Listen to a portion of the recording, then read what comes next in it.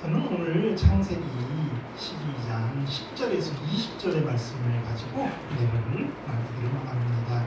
본문의 말씀 제가 읽도록 하겠습니다. 창세기 12장 10절에서 20절 말씀입니다. 그 땅에 기근이 있으므로 아브라함이 애굽에 우거하려 하여 그리로 내려갔으니 이는 그 땅에 기근이 심하였습니다.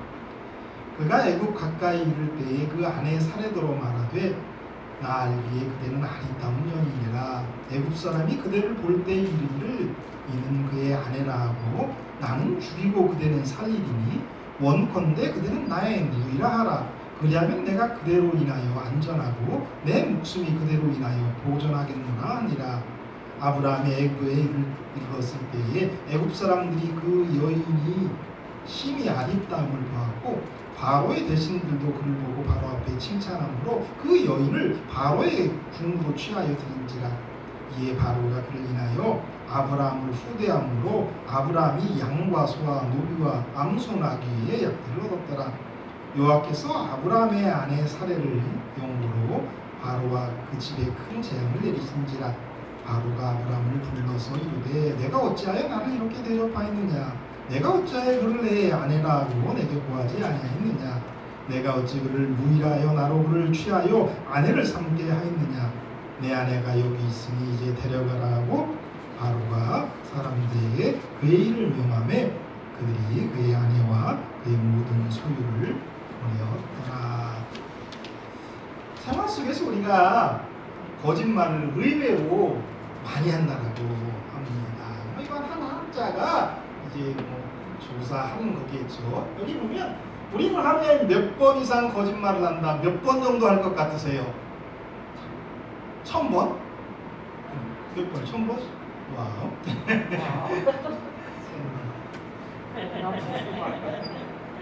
우리 집사님 아주 조심해야 될 사람입니다. 이게 약 200번 정도 거짓말을 한다라고 합니다. 근데 이 거짓말은 그냥 노골적인 거짓말뿐만 아니라 일반적인 아주 애교 또 착한 거짓말 같은 걸 다 포함하고 그런 것들을 다 포함하고 있는 거짓말이다라고 해요. 금방 갈게 이런 것들 있잖아요. 그 거짓말이잖아요. 그런 것까지 다 포함된다라고 이렇게 이야기를 합니다. 그런데 왜 그런 거짓말을 할까? 라고 할 때에 첫 번째, 화를 피하기 위해서 거짓말을 한다라는 거예요. 두 번째, 좀 더 편하려고 거짓말을 하고요. 세 번째, 사랑받으려고 거짓말을 하고요. 또 네 번째, 그냥 게을러서 그 밖에 이제 여러 이유가 있는데 대략 이런 이유 때문에 거짓말을 한다라는 거예요. 정말 그렇죠. 사랑받기 위해서, 게으르기 때문에, 당장 그 문제를 회피하기 싶어서 거짓말을 하죠. 이 상대방의 거짓말을 알아내는 방법이 있다라고 그러는데요. 이 목을 쓰다듬거나 어루만지는 거, 특별히 여자들의 이야기 가운데에서 이렇게 이 부분을 이렇게 만지는 거, 쇄골 부분을 만지는 것, 이게 거짓말의 어떤 신호다라는 거예요. 불안심이 도망가고 싶은 그 이유 때문에 그렇게 한다라는 거죠. 얼굴을 빠르게 움직인다면 눈동자가 움직이고 입술이 떨리고 코가 커지고 이제 그런 변화들이 거짓말을 하고 있는 징조죠. 그 다음에 자동적으로 이마를 만진다라고 하는데요. 이 전두엽이 여기에 있기 때문에 그런 걸 거예요. 다 여기서 이제 거짓말을 만드는데 뇌가 좀 진정되기를 바라는 마음으로 그렇게 한다라는 거예요. 입을 가리거나 볼을 가린다? 이게 진심을 가리기 위한 행동이다라고 알려지고 있습니다. 코를 문지른다. 근데 피노키오가 거짓말하면 이렇게 코가 자라나지 않습니까? 그런 얘기 한 번 더 할 건데요. 어떤 거짓말 잘하는 정치가의 연설 가운데에서 그가 코를 몇 번 만졌다고요? 149번이나 만졌다라는 거예요. 마지막으로 손을 많이 사용하고 소매를 이렇게 걷어붙이는 거, 이런 것도 거짓말의 신호다라는 거예요. 제가 어제 저녁에 이렇게 설교를 하면서 이 마지막 부분에 가서 막 제스처가 되게 많았어요. 네. 그런 게 꼭 그런 증상일 수 있어요. 뭐냐면 제가 잘 하지도 못하는 거 막 여러분들에게 해야 된다라고 하다 보니까 막 제스처가 커지는 거죠. 그럼 뭐 이해하시면 될 거예요. 자기도 하지 못하는 걸 하라고 한다. 그러나 해야 되는 거예요. 목사가 그래도 이 말씀을 연구하면서 해야 될 부분들을 제가 하지 못하지만은 하라고 막 권하는 겁니다. 그런 것까지 생각해서 더 깊게 실천하셔야 되는 거예요. 목사가 막 손이 커지면 정말 해야 되는 거구나 라고 이렇게 생각하시면 되겠습니다. 자, 이 아브라함의 거짓말 이야기 때문에 이 거짓에 관한 이야기들을 했는데요. 아브라함의 이 거짓말하게 된 이야기 우리가 잘 아는 내용인데요. 본문으로 들어가 보도록 하겠습니다. 이 아브라함이 애굽에 거류하려고 내려갑니다. 그 이유는 가나안 땅에 기근이 심했기 때문입니다. 약속된 땅에 기근이 들었다는 건 정말 예상치 못한 일입니다. 그러므로 아브라함의 여정에 기근이라고 하는 큰 위기가 찾아온 것입니다.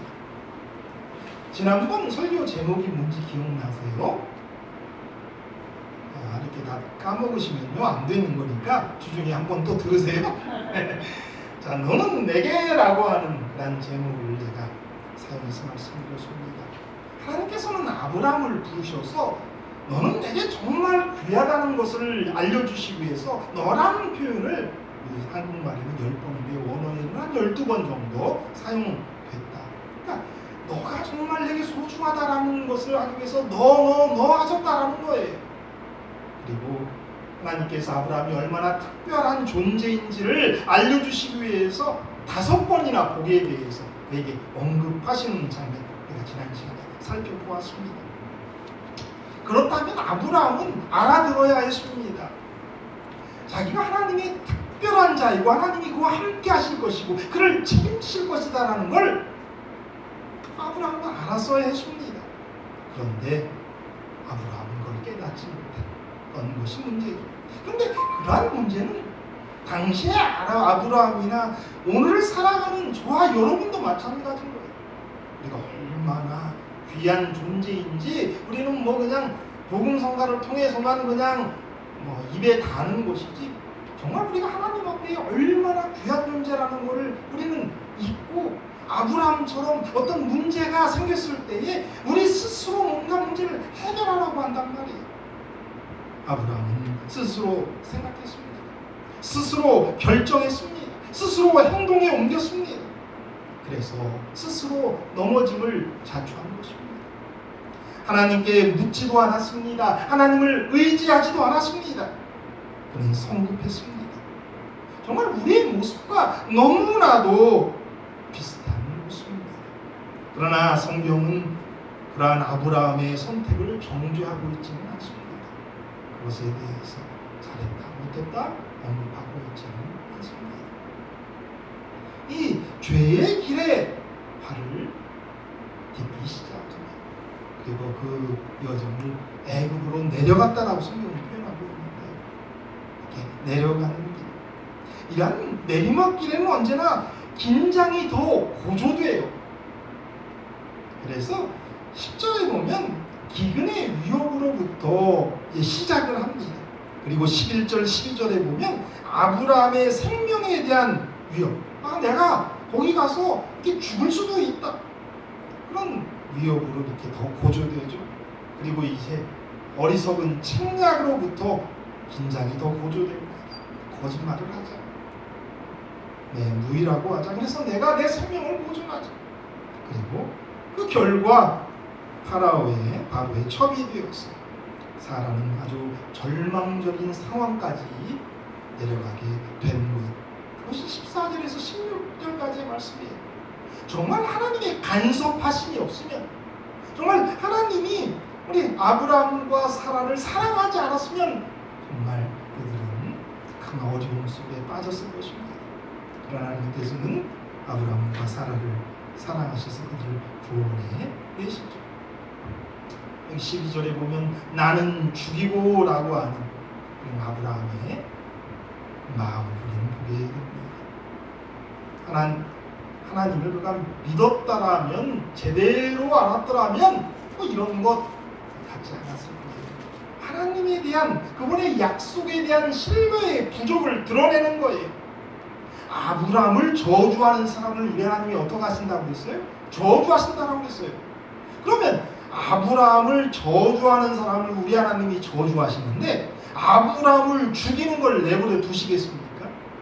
아브라함을 불러서 너로 큰 민족이 되게 하겠다라고 약속하셨고 너로 복의 근원이 되겠다라고 약속하셨는데 그가 죽도록 내버려 두시겠습니까? 당연히 아니에요. 그런데 단지 잠깐 그러한 약속들을 잊고 또한 하나님에 대한 계획과 생각을 하지 않았을 때에 먹고 사는 문제가 급했고 그러다 보니까 자기의 생명의 위협을 느끼고 이런 식으로 더 빠져들어가는 그런 것들을 보게 되는 거죠. 먹고 사는 것이 문제였는데 그 문제를 해결하기 위해서 또 당면하게 된 문제는 또 생명의 보존이었어요. 인간은 언제나 기본적인 문제 때문에 또 생명을 보존하기 위해서 하나님을 나중에는 등지게 되고 하나님의 법을 거역하게 되는 어기는 그런 일들이 일어나는 겁니다.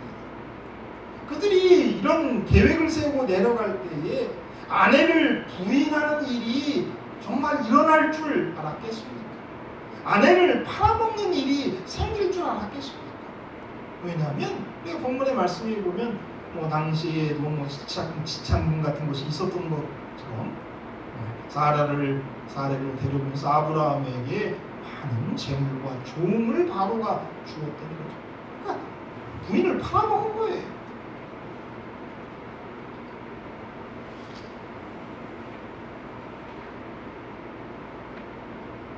하나님을 의지한다면 머리를 쓸 필요가 없습니다. 계획할 필요도 없습니다. 염려할 필요도 없습니다. 그러나 우리들이 이렇게 머리 아프죠? 김창기 장로님 막 머리 아프실 거라고 생각해요. 다른 분들도 다 마찬가지예요. 근데 정말 하나님을 의지하고 하나님의 말씀대로 살라고 노력한다면 머리 쓸 필요가 없는 거죠. 하나님께 맡기는 거죠. 내가 뭘 할 필요가 없는 거죠. 그런데 오늘 우리가 이렇게 머리를 쓰고 힘들어하고 있다라고 하는 그런 우리의 현실은 어쩌면 우리가 내려가는 세상에 빠져들어가는 것을 보여주고 있는 것이라고 얘기할 수 있어요. 오늘 내가 아브라함의 이런 잘 아는 이야기를 통해서 내가 다시 한번 돌아봐야 되는 것은 문제가 있을 때 하나님께 의탁하는 거예요. 하나님께 질문하는 거예요. 하나님께 그분의 뜻을 따르는 것. 그것이 가장 인생을 쉽게 사는 거고 올바로 사는 것이고 시험에 빠지지 않는 길이고 승리하는 길임을 여러분 기억하시게 되기를 바랍니다. 이 죄가 얼마나 커져가는 것을 보는 거죠. 그런 자기 스스로 생각할 때에 아브라함은 치사한 사람이 된 것 아닙니까?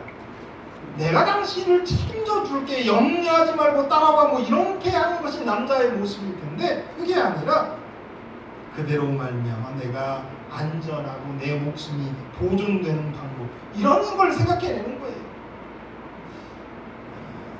저에게도 이러한 모습이 있을까 겁나요.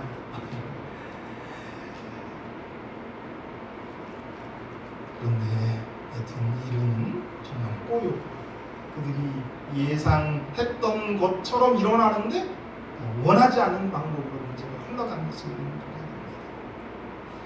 아브라함이 사라를 팔아먹고는 어떤 생각을 했을까요? 무슨 일을 했을 거라고 생각하세요? 사라도 거기에 이제 동조를 했던 것이고요. 그 죄에. 그리고 팔려 같이 간 거죠. 제 생각에는 성경에는 안 나와요. 그러나 이거 당연히 알 수 있는데 그들이 뭐 했을 것 같아요? 기도했겠죠. 하나님 이 문제 해결해달라고. 정말 아브라함은 아브라함대로 사례는 사례대로 그렇게 하나님께 매달리는 시간을 가졌을 거라고 생각합니다. 그리고 그들의 기도가 응답되었을 것입니다. 구주와 선지자 130페이지에 보면 이런 말씀이 있습니다. 그분께서는 이 결정들을 시정하고 당신을 위한 봉사에 그들 자신을 적합한 자가 되게 하실 수 있는 기회를 그들에게 주신다. 그분은 그들에게 그들 자신의 연약함을 보이시고 당신을 의지하도록 가르치신다. 왜냐하면 그분만이 그들의 도움과 보호자가 되시기 때문이다. 이리하여 그분의 목적은 달성된다. 그분의 능력이 그들에게 주어진 그 큰 목적을 성취하기 위하여 그들은 교육과 연단과 훈련을 받으며 준비된다. 아브라함을 이렇게 내두신 것은 이런 모든 일을 통해서 아브라함과 사레가 깨달아야 될 공과가 있었고, 그런 시련을 통해서 그들에게 여기 보면 교육과 연단과 훈련을 하셨다라고 말씀하십니다. 그런데 창세기 20장에 보면 또 한 번 아브라함이 자기 부인을 이렇게 팔아먹는 일이 있어요. 얼마나 인간이 믿음의 조상 아브라함도 우리가 얼마나 더디 배우고 더디 확신하는지를 보여주는 모습이죠. 하나님께서는 이러한 일들을 하나의 교육으로 사용하셨다라고 증언은 말하고 있습니다. 여기 성경 말씀 가운데 이제 그런 말씀이 있는 거죠. 18절 말씀인데요. 사라 때문에 하나님께서 재앙을 바로에게 내리신 다음에 이제 바로가 문제를 해결하는 장면 가운데에서 이런 말씀이 있는 거예요. 18절. 내가 어찌하여 그를 내 아내라고 내게 고하지 아니하였느냐. 우리의 그 신앙생활 가운데에서요, 이런 고하지 않는 죄, 말하지 않았기 때문에 짓는 죄가 많아요. 처음에 사실대로 이야기했더라면 좋았을 텐데 그렇게 하지 않는 거죠. 자기들이 계획하고 그다음에 그 계획을 나름대로 실천을 하는 거죠. 구하지 아니하는 죄, 나를 선언하지 않는 것, 이런 것이 많은 문제를 일으키는 거예요. 저 같으면 그래요. 내가 목사 아들로 태어나서 계속적으로 삼육교육을 받았어요. 제가 국민학교 때부터 대학교 때까지 삼육교육을 받았고요. 사회학교는 다녀보지 못하고요. 그 다음에 대학 군대 생활 잠깐 한 거고 나와서 바로 사역을 했으니까 제가 이렇게 살면서 지금까지 이렇게 특별한 문제들이 많이 만들어지지 않았을 거예요. 그런데 이제 선우는 비교적 삼육교육을 받았고요. 작지 않은 잠깐의 시간도 있었지만 우리 영우 같으면 그렇지 못한 것들이 있었어요. 여러 경제적인 어려움과 그런 것 때문에 이제 여기에는 고등학교가 삼육고등학교가 없으니까 그런 거고요. 저희 대학에 가지 못했었고요. 그런데 이렇게 우리 영우를 이렇게 보면요, 아버지의 마음은 그래요. 얘가 어디에 나가서든지, 제 마음은 그래요. 얘가 어디에서 나가서든지 자기가 재림 교인이다라는 걸 이야기했으면 좋겠어요. 얘가 이제 채식을 하고 있는데 고기 국물 같은 걸 먹더라고요. 참 문제가 있어요. 자기가 채식주의자임을 이렇게 선언하고 사람들을 이렇게 먼저 이야기하고 살았으면 좋겠어요. 자기가 목사 아들임을 이렇게 얘기하고 내가 안식교 목사 아들이다라고 이렇게 사람들이 얘기하고 살았으면 좋겠는데 이렇게 얼핏 보면 그러지 않는 것 같아요. 그런데 그렇게 이야기하는 것하고 그렇게 이야기하지 않는 것하고는 정말 큰 차이가 있어요. 많은 문제가 고함으로 나의 정체성을 말함으로 해결돼요. 내가 목사 아들이고 내가 채식주의자고 내가 안식일 교인이고 이런 걸 이렇게 선언하고 사람들을 대하는 것하고 그렇지 않은 것하고는 다른 것 아니에요. 그래서 내가 안식일을 지켜야 하는 거고 내가 고기는 안 먹는 거고 나는 술 담배를 하지 않는 거고 이러한 자기를 이야기하는 것, 고하는 것, 이게 신앙생활에 정말 중요한 거란 말이에요. 그런데 어느 정도 교회 안에서 10년, 20년, 30년 살면 이제 이야기 안 해도 이제 그렇게 되는 거지만, 또 그런 사람들도 꼭 다른 사람을 만날 때 이 자기를 제대로 고하지 않은 문제를 만드는 거예요. 사랑하는 여러분, 이 바로가 아브라함에게 지적하는 거예요. 왜 구하지 않았냐는 거예요. 왜 말하지 않았냐는 거예요. 그래서 문제가 생겼다는 거예요. 문제가 만들어지는 거잖아요. 우리가 정말 언제나 정직할 필요성이 있어요. 하나님 앞에서도 그러는 거죠. 하나님 앞에서 아브라함이 정말 정직하게 자기가 생각하지 않고 지금 기근이다라는 걸 우리 하나님께 고했어야 되는 거예요. 그가 애굽에 갔다면 정직하게 모든 것 고했어야 돼요. 정말 그렇지 않음으로 문제가 생긴 것 아닙니까? 그러니까 하나님의 사람들은 정직해야 돼요. 그리고 하나님의 처분을 기다릴 필요가 있어요. 그러니까 우리가 이렇게 고하지 않음으로, 정직하지 않음으로 문제가 많아요. 근데 정직한 다음에 우리 하나님께 모든 걸 맡기는 게 정말 중요하단 말이에요. 그래서 벤자민 프랭클린이라고 하는 사람이 이런 말을 했대요. 이건 이제 미국 속담 가운데 유명한 속담인데요. 우리 장모님 한번 읽어보세요. 정직은 최선의 방식이다. 영어로 읽으라니까 제가 한국말 못 읽어 장모님한테 시켰겠어요? 다시 한번 영어로. 예, 정직이 최선의 방책이다라는 거예요. 정직하지 않을 때 문제가 생기는 거예요. 여러분들 이 세상에 살면서 자기를 이렇게 드러내고요, 내가 어떤 사람인지를 얘기하고요, 어떤 문제가 생겼을 때 나는 이런 것 할 수 없다라고 단호하게 이야기한 다음에 처분은 누구한테 맡기는 거라고요? 하나님한테 맡기는 거예요. 그래서 정직이 최고의 방책인 거예요. 특별히 신앙인들은, 특별히 재림신자에게는 정직이 최고의 방책인 것을 여러분 기억하시게 되기를 바랍니다.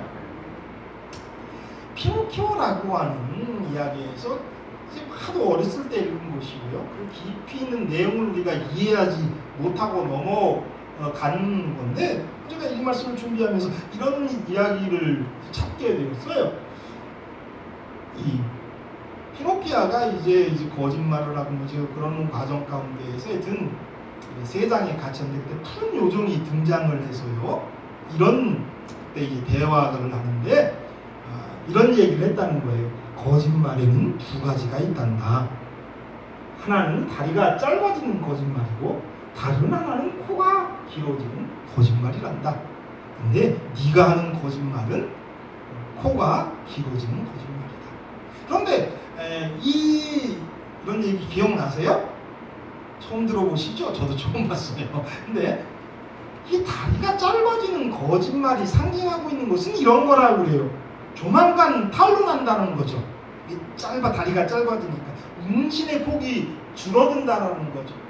그 다음에 이 코가 길어지는 거짓말은 계속 늘어나는 거예요. 거짓말을 했기 때문에 또 거짓말을 해야 되고 또 거짓말을 해야 되니까 코가 계속 어떻게 해요? 늘어나는 것으로 이렇게 예표했다라는 거죠.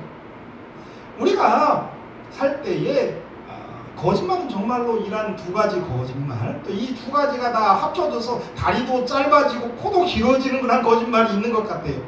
근데 아브라함의 거짓말도 거의 그런 거였죠. 아브라함이 거짓을 얘기했을 때 그의 운신의 폭이 줄어들었던 거죠. 아브라함이 두 번이나 문제를 해결할 수 있는 기회가 있었죠. 그의 아내를 데려갈 때에 아니다, 너희가 아니거네, 아닙니다, 이러이러한 일이 생길까봐 겁내서 그랬습니다 라고 얘기할 수 있었을 거예요.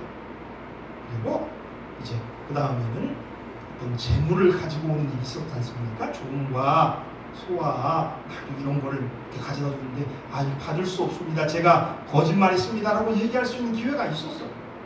그러나 거짓말은 거짓말을 낳기 때문에 그러한 기회마저 다 놓쳤던 거죠. 그의 운신의 폭이 줄어든 거죠. 우리의 삶 가운데서도 정말 거짓말은 거짓말을 만들어냅니다. 그래서 하나님의 사람들은 정직해야 되는 거예요. 결과는 하나님께 맡기는 거예요. 이 사랑하는 여러분들, 아주 사소한 거짓말, 이런 거짓말이 남을 편하게 하고 좋은 거짓말을 얘기하는 건 아니고요. 그러나 나의 이익을 위해서 거짓말을 하고 하나님을 저버리고 진리를 저버리고 하나님의 법을 어기는 십계명에 나오는 그 거짓말하지 말라라고 하는 그러한 거짓말, 거짓 증거, 거짓에 대한 노력들, 그런 것들은 그리스도인들이 해야 될 일이 아니란 말이에요. 그럴 때에 이 세상에 더 붙잡히게 되는 거고 문제가 커진다라는 것, 우리는 여기서 보게 부정직은 거짓말은 멸망의 길입니다. 정직은 축복의 통로라는 것. 그래서 아까 드린 것처럼 정직이 최선의 방책이다라고 하는 사실을 여러분 기억하시게 되기를 바랍니다. 시편 11편 7절에 여호와는 의로우사 의로운 일을 좋아하시나니 정직한 자는 그 얼굴을 배우리로다 라고 말씀하고 있습니다. 정직한 자는 누구의 얼굴을 배운다고요? 하나님의 얼굴을 배운다라고 했습니다. 정직히 행하시는 난 저와 여러분이 됐으면 좋겠습니다.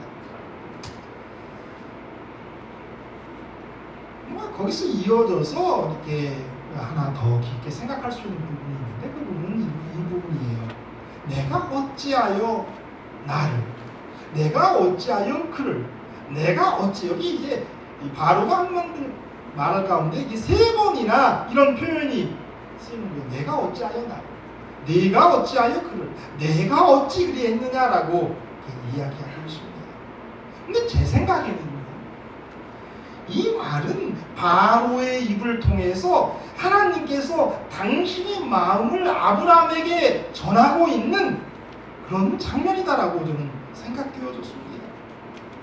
이 바로가 뭐라고 했어요? 내가 어찌하여 나를 이렇게 대접했느냐라고 바로가 얘기했습니다. 이 이야기는 정말 하나님이 아브라함에게 바로의 입을 통해서 하신 말씀이에요. 내가 어찌해서 하나님을, 나 자신을, 나 여호와를 이렇게 대접했냐라고 질문하고 있는 거예요. 아브라함을 부르시며 그에게 복을 주셨는데, 그에게 직접 나타나셔서 말씀하시고 약속하셨는데, 어떻게 네가 나를 이렇게 대접하냐? 아브라함은 정말 하나님을 온전하게 대접하는 것이 아니에요. 그를 불러내신, 그에게 축복을 약속하신 그분을 온전하게 대접하지 않았단 말이에요. 그래서 그는 묻지 않고 애굽으로 내려갔습니다. 믿지 않았고, 고하지 않았고, 거짓말하고, 위험에 노출되고 아내를 잃을 뻔했던 거예요. 그건 아주 간단한 시작이에요. 우리 하나님을 그가 제대로 대접하지 않았기 때문에 그런 거예요. 저와 여러분이 이 세상 살 때에 모든 문제의 그 근본은 여기에 있다라고 생각해요. 우리가 하나님을 하나님으로 대접하지 않은 그런 문제들이 생긴단 말이에요. 그분을 나의 창조자, 그분을 나의 구원자, 그분이 나의 책임 있는 나의 아버지다라고 하는 것, 그걸 우리가 입으로는 이야기하는데 그렇게 대접하지 않는 것이 신앙이란 말이에요. 신앙은 아주 간단한 거예요. 하나님을 하나님으로 대접하는 거예요. 사랑하는 여러분, 우리 하나님을 온전히 대접하시게 되기를 바랍니다. 그래서 그분에게 온전한 경배를 드리고요, 그분의 명령에 온전한 순종을 할 필요가 있는 거예요. 그게 우리가 우리 하나님을 대접하는 방법이에요. 그래서 하나님을 의지해서 이 세상에서 정직하게 사는 것, 그것이 우리가 하나님을 대접하는 거란 말이에요. 사랑하는 여러분, 하나님을 우리 하나님으로 대접하시게 되기를 바랍니다. 입으로만이 아니라 우리의 삶으로, 우리의 순종으로 이 하나님을 대접해야 되는 거죠. 내가 어찌하여 라고 하는 이 말은 아브라함이 처음 듣는 말이 아니에요. 이 이야기를 누가 처음 들었을까요? 내가 어찌하여, 누가 들었을까요? 하와가 들었겠죠. 창세기 3장 13절이에요. 여호와 하나님이 여자에게 이르시되 내가 어찌하여 이렇게 하였느냐. 여자가 가로되 뱀이 나를 꾀임으로 내가 먹었나이다. 그리고 가인에게도 그렇게 말씀하셨죠. 창세기 4장 7절이에요. 내가 선을 행하면 어찌 낯을 들지 못하겠느냐. 선을 행치 아니하면 죄가 문에 엎드리느니라. 죄의 손은 내게 있으나 너는 죄를 다스릴지니라. 내가 어찌하여, 하와가 지은 죄도 똑같은 거예요. 하나님을 대접하지 않는 거죠. 그래서 내가 어찌하여 이렇게 하였느냐, 내가 어찌해서 내가 먹지 말라고 한 걸 먹었느냐라고 우리 하나님이 질문하고 계신 거예요. 사랑하는 여러분, 우리가 하나님 이렇게 대접하고요, 하나님 말씀에 순종할 때 우리 하나님에게서 이런 이야기 듣지 않아요.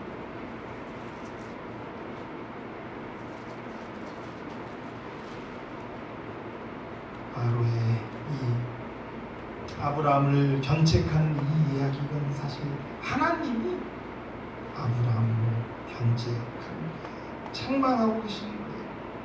너는 어찌하여 나를 믿지 못하고, 너는 어찌하여 나에게 묻지 않고, 너는 어찌하여 나를 기다리지 못하고, 자기가 주인이 되어서 이렇게 만들었냐라고 질문하는 거죠. 너는 어찌해서 나를 이렇게 대접하냐라고 말씀하고 있는 거예요. 너는 어찌해서 진실을 말하지 않았고, 너는 어찌해서 그를 팔아 넘겼느냐. 우리에게 그렇게 말씀하세요. 우리의 식구를 팔아먹고 우리의 양심을 팔아먹어요.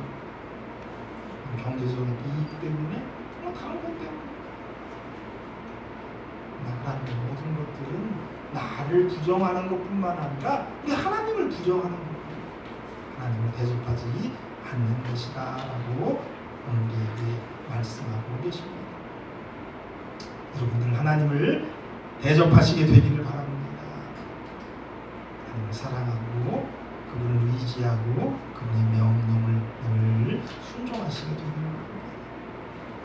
이 마지막 20절에 보면 이제 바로가 아브라함을 보내는 장면이 나옵니다. 근데 이제 순서가, 제가 뭐 이런 표현들은 조금 이렇게 몇 번 해드렸지만 나름대로 순서가 있는데, 이 바벨론에서 나온 다음에 세상에서 나오는 것이 가장 근본적인 오늘의 모습에서 벌써 등장하는 거예요. 자, 갈대아 우르가 있는 지역이 되게 이제 바벨론 지역이다라고 우리가 알려지는 거예요. 그런데 하나님께서 아브라함, 물론 뭐 그의 아버지 데라를 이렇게 부르셨어요. 그러니까 아브라함은 하나님이 이렇게 나오라고 하는 곳이고요, 거기에 순종해서 자발적으로 나오는 곳이 어디냐면 바벨론이에요. 그러니까 죄 가운데에서 온전한 신앙이 아닌, 온전한 진리 아닌 가운데에서 우리 하나님께서 우리를 부르시는 거예요. 그래서 아브라함이 먼저 거기에서 나온 거예요. 갈대아 우르에서 나온 거예요. 그런데 그런 신앙적인 문제뿐만 아니라 어떤 물질적인 세상적인 면에서도 우리는 나와야 되는 거죠. 이 아브라함이 애굽에서 나오는 장면은 출애굽 장면과 일치돼요. 그 시작은 기근 때문에 애굽으로 내려갔고요, 거기서 어려움을 당하다가 하나님이 놀라운 섭리, 재앙이죠. 똑같이 열 재앙과 바로를 치는 재앙을 통해서 바로가 내보내는 거예요. 그래서 출애굽 장면도 누가 내보내는 거예요? 바로가 내보냈다라고 이야기하고 있는 거죠. 그러니까 이런 부분들을 이 아브라함의 경험이 예표하고 있는 거예요. 또 그런 영적 의미가 오늘 본문의 말씀 가운데 있습니다. 그런데 이 애굽이다라고 하는 거는 실수 때문에 딛게 되는 땅이고 기근 때문에 피하는 땅이고요. 또 어쩌면 세상이고 현실이에요. 우리는 정말 그런 세상 가운데 살고 있는 거예요. 그런데 하나님께서 이 아브라함을 애굽에서 보내실 때에 떠나고 싶어서 떠난 게 아니라 떠날 때가 되어서 떠나는 것이 아니라 하나님이 역사하셔서 떠나게 하도록 하신 것을 우리는 보게 되죠. 그리고 바로도 어떻게 하지 못하고 보내는 그러한 모습들을 보여주고 있는 거죠. 우리가 이 세상을 바벨론에서도 나와야 되지만 영적인 애굽, 소돔이라고 하고 애굽이라고 하는 것은 나와야 된다라고 성경은 말하고 있는데요. 이런 세상 애굽에서는 보냄을 받는 것, 이게 이제 되게 중요한 건데요. 이런 이야기를 할 수 있어요. 우리가 정말 하나님 의지하고 이 세상을 떠나서 정말 영적 가난으로 가는 출발을 하고자 할 때에 하나님께서 이 바로를 시켜서 우리를 내보내는, 그러니까 왜 내보내요? 그들이 견디지 못하니까 내보내는 거죠. 바로가 더 큰 재앙을 받을까봐 원래 이제 사실 재산, 그러니까 뭐 나귀, 소 이런 것, 또 종까지 주면서 사라하고 바꿨잖아요. 근데 그렇으면 이제 다시 돌려주면 뭐는 땡겨와야 돼요? 그 재물은 다시 받아야 되는데 받지도 않고 그냥 보내는 그런 일이 있었는데요. 그런 것들을 통해서 지금 우리는 뭐를 생각하냐면 우리가 하늘 갈 때에 하늘 가나안 여정에 필요한 것들은 하나님께서 이 세상에서 다 준비시켜 주신다라는 걸 믿을 수가 있는 거예요. 그 이후에 아브라함이 거부가 되었다라고 성경은 말하고 있어요. 그의 큰 부는 사실 이런 그의 실수를 통해서 하나님께서 채워주시는 거예요. 그래서 그가 그의 남은 여생을 살 수 있고 가나안에 살 수 있도록 하셨던 말이에요. 마찬가지예요. 우리에게도 그렇게 하실 것이다라는 걸 믿을 수가 있는 거죠. 또 하나는 뭐냐면 당시에 어떤 도덕적 표준이 아브라함보다 누가 더 높았어요? 바로가 더 높았어요. 아브라함은 거짓말을 했는데 바로는 이게 문제가 있는 것, 이게 가늠해질 수 있고 뭐 이런 걸 깨달아서 선하게 그 모든 일을 하는 것을 보게 됩니다. 그런데 이럴 때 떠나는 게 좋아요. 바벨론이 더 위로. 그런데 그런 거 세상이 이렇게 좋을 때 이럴 때 떠나는 게 좋은데 그때를 놓치면 어떻게 되냐면 이 세상은 바로는 애굽은 더 이상 신사적이지 않게 돼요. 그러면 어떻게 돼요?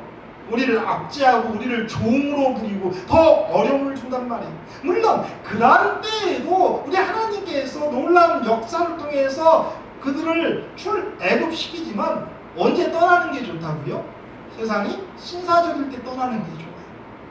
그러니까 우리가 이제 마지막 사건들 이야기들을 금요일 저녁에 이야기하고 있는데 이런 것들이 적용될 수 있어요. 우리가 쉽게 시골 생활을 할 수 있을 때 우리가 세상에 더 깊숙이 매이지 않을 때에 떠나는 것, 그게 더 쉬울 수 있다는 거예요.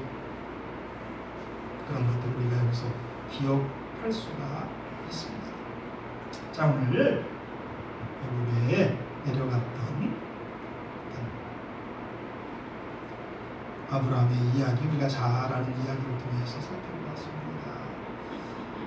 주신 말씀 가운데 핵심적인 건 이거죠. 우리가 정직해야 된다. 또 한 가지는 우리 하나님을 하나님으로 대접해야 된다는 것, 여러분들 기억하셨으면 좋겠습니다. 그게 신앙이에요. 그러니까 우리가 우리 하나님을 우리 하나님으로 대접하고 올바로 하는 거. 그럴 때에 우리가 하나님께 묻게 되는 거고 문제 있을 때 의지하게 되는 거고 순종하고 그분이 인도하게 되는 그 모든 것이 우리 하나님을 대적할 때 있는 것이다라는 거 기억하시고 또 이 한 주간도 우리 하나님을 하나님으로 대접하는 그런 시간들 보내시게 되기를 바랍니다. 또 승리하시게 되기를 바랍니다.